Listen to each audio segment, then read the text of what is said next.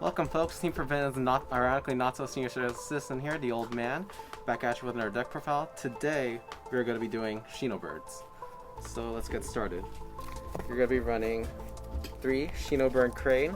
Her effect: when Spirit Monster gets summoned, normal summoned or special summoned, you can draw a card. Then 3 Aratamas. The Aratama allows you to add 1 Spirit Monster from your deck to your hand. 3 Nikitamas. They allow you to conduct the additional normal summon for a Spirit Monster, and additionally, if it gets sent to the graveyard, you're able to draw a card. Then we have 3 Amano Awados. When he's on the field, only Spirit Monster effects can be activated. 1 Long Nose, Great Long Nose. His effect, when it inflicts battle damage, it skips your opponent's battle phase. 1 Hino Kagutsuchi. His effect, if this card inflicts battle damage to your opponent's life points, your opponent must discard all cards in their hand.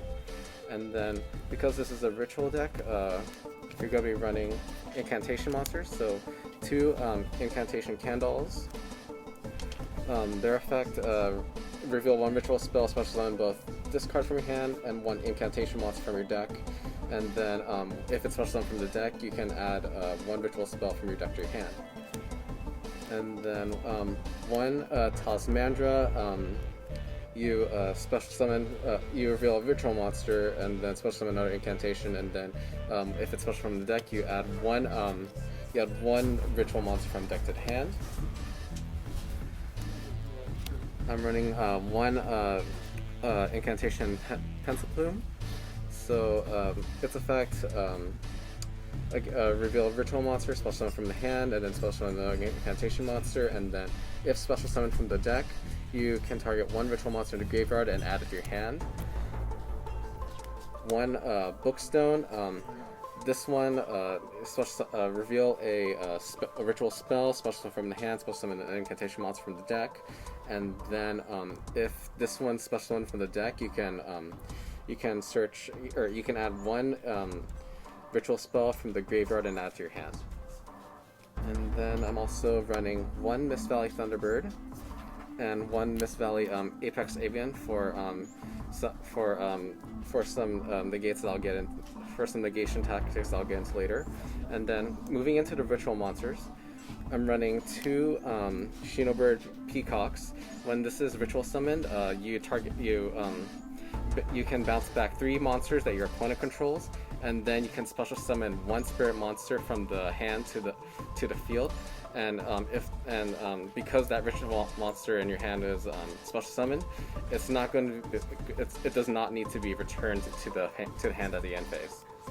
And then the female counterpart, 2 Shinobirds Peacocks. Her effect: you bounce back 3 spells or traps that your opponent controls to the hand, and then special summon a Spirit Monster to the deck. So with the best cards that you want to special summon with both Peacock and or Shinobaron Peacock and Shinobaroness Peacock would most likely be your Amano Wada, because you're going to want it to stay on your opponent's during your opponent's turn, so that your opponent's not going to be able to activate anything from hand, field, or graveyard. And then 1 incantation slime. 3 the Shinobird ritual spells. So this is the ritual spell is especially good if you have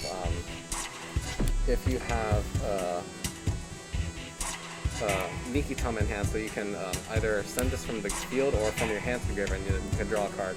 And then even better if you have Shinobird Crane on the field, and it remains on the field after that ritual summon.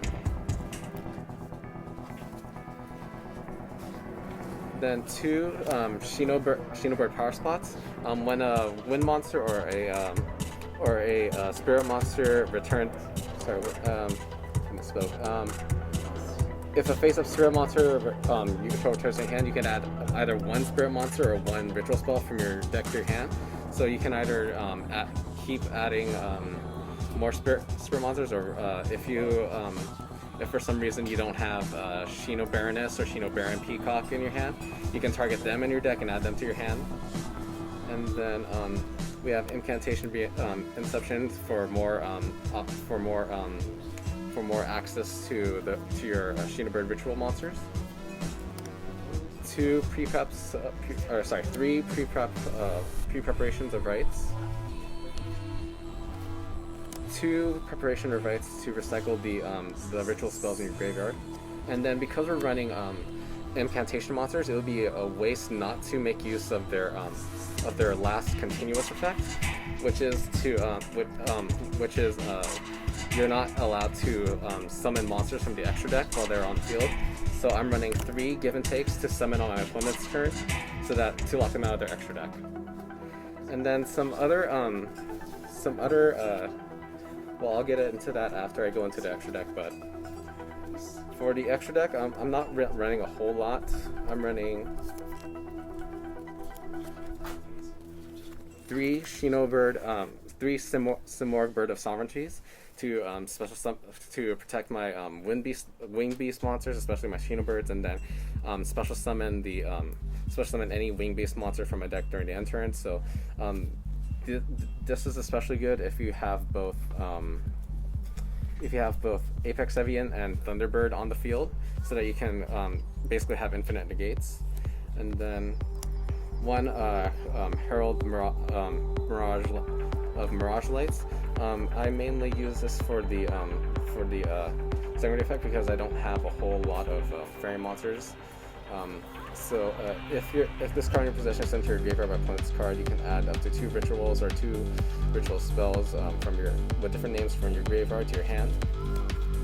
And then I don't get into this a whole lot, but I have, just for option's sake, Nethys, the Sacred Flame. So you need 2 or plus monsters, or 2 plus monsters for a ritual monster.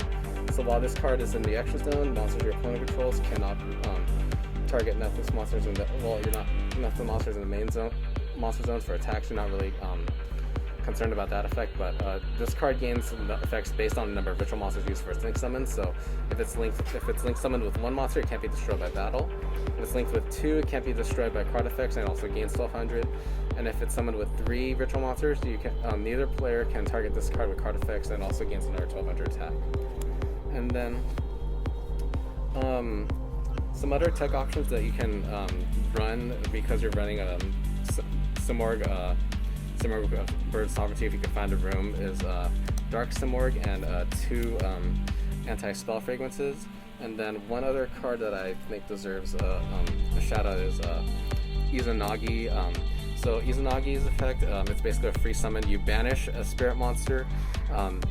You banish a spirit monster from your hand, and then you can special summon. And then it grants the effect that spirit monsters do not need to return to the hand during the end phase. So that's pretty much it. I hope you like that. As always, I welcome any critiques or suggestions. As always, stay safe, like, comment, and subscribe, and stay tuned.